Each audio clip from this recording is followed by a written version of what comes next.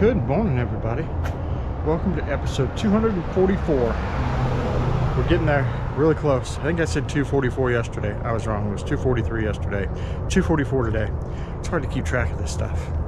Anywho, Mama was feeling a little better last night. She went to Nerdy Badgers, but I haven't talked to her this morning because I got up, went for a bicycle ride, knocked out my 6 miles, and the weather down here has been great. We don't have any real humidity right now, which is pretty strange for us. So I'm going to take it as long as I can get it. So I enjoyed my bike ride this morning. It was nice and cool, but not too cold, right? Because, you know, I'm a pansy from Florida. Anywho, I don't know what today has in store for us. We'll see what Mama feels like, and we'll catch you guys here in a little bit because it's time for some freaking coffee.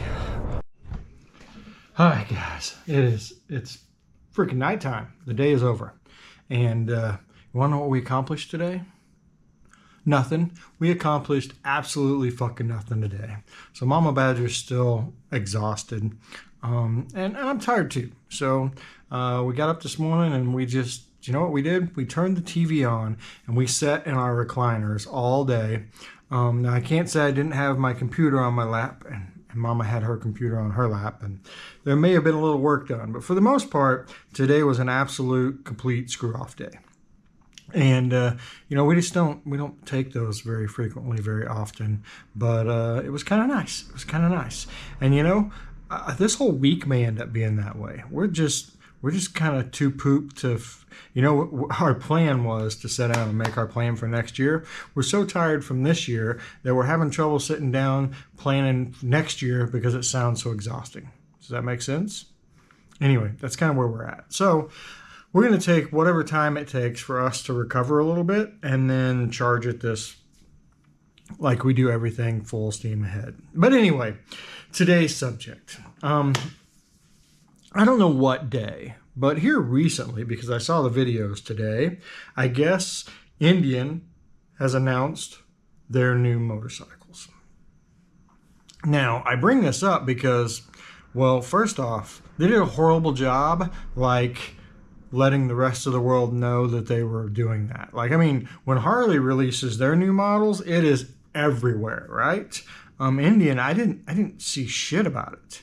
Well, until I saw some videos today about the new models. And then I look at the new models and like there's a couple of paint scheme differences, and there is like I saw one thing where they put speakers that have 50 watts more on it, and then the FTR got like a redesign, and that's like it. I'm curious, because I was thinking about this today. What would any motorcycle company, Harley, Indian, Kawasaki, Honda, Yamaha, it doesn't matter. What would any motorcycle company have to do to make you be like, I've got to have that motorcycle. I have got to go get a new motorcycle. Because I was thinking about it today, and man, there is nothing out there that I can think of that somebody would come out with that would make me be like, you know what, I really got to have a brand new motorcycle. Now, there are some things that would tempt me, like a Springer. Like if they brought another Springer out, I would probably be down. But, you know, still, that would depend on the price and lots of different pieces, right? But the truth of the matter is, there's like nothing they can do. They can make a new bagger that's 250 horsepower, and I wouldn't care. I mean, a lot of people are into that, and I like the idea of a high horsepower bike, but the truth of the matter is, my bike will do 100 mile per hour pretty easily, and you know what? I don't ever need to go 100 miles per hour, and not even when I'm passing somebody. So, you know, it'll do it, but what's the point? I'm not a race car driver. Like, I'm not taking it to the track. A good way to get yourself killed is to do it on the street. So I'm just trying to figure out what the purpose for me having a 250 horsepower bike would be, other than the fact that, you know, it becomes a penis measuring contest at that point, where I can tell you, look, my bike has 250 horsepower and your bike only has 150. That's it. I can beat you from stoplight to stoplight. okay. Of course, I ride, I ride my bike probably a little different than most. I ride miles. I like to travel cross country. The truth of the matter is the majority of bikes, they get ridden to bike night. They get ridden around town. They may go for a couple 100 miles on the weekend, 3 months out of the year, but that's about it, right? They don't get the riding. So a 250 horsepower bike to them might seem more practical. Whereas for me, I look at it, I'm like, it's not practical. It's going to burn more gas, and it just doesn't make any sense. Not to mention how much money it would cost. I guess that's the other thing. So I would rather spend the money I would spend on a brand new bike on travel. Right? I still got to release those numbers, and we just haven't had a chance to sit down and do all of our budget stuff, and I wasn't going to release the numbers till we were done doing all of our budget stuff, and then I was going to release the numbers to everybody, what it cost last year for our trip.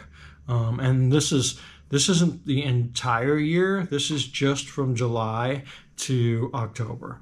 But let's put it this way. I could have bought a new bike, brand new, off the showroom floor, written a check, and rode it home. So if that tells you. But I could have done that, or I could have traveled. And now I've traveled. I did Route 66, which is a memory I'll never forget. I went up the coast of California, another memory I will never forget. The bikes that we rode did excellent. Right? I had one that blew a fork seal. We had a couple fork seal issues. We needed some tires, but for the most part, they did perfectly well. And there's nothing guaranteeing that whatever new bike I had wouldn't have had some kind of issue, right? Because they're mechanical. And it doesn't matter if it's new or old, mechanical things break. I've seen, well, my truck's got 300,000 miles on it, and I've seen trucks that haven't made it 80,000 miles. So you just never know. So buying a new bike does not guarantee you a flawless bike that you're not going to have any issues with. It just changes the dynamic of the issue, because now the parts become harder to find. If it's under warranty, you have to take it to the dealership. You're probably not going to fix it on the side of the road, which is another big deal for me. I mean, my bikes have enough electronics on them. These new bikes, man, one electronic destroys another electronic, and it can just be a mess. Simpler is definitely better for me. Anyway, I've rambled on. I've completed another video, and you guys got to watch a whole nother video of me rambling. I'm sorry, guys. It's almost over, I promise. The pain of these dailies is almost over, I promise. But until then, we will see you tomorrow. I hope you guys have a great day today. And you know what? Thank you for always watching me. We'll see you soon.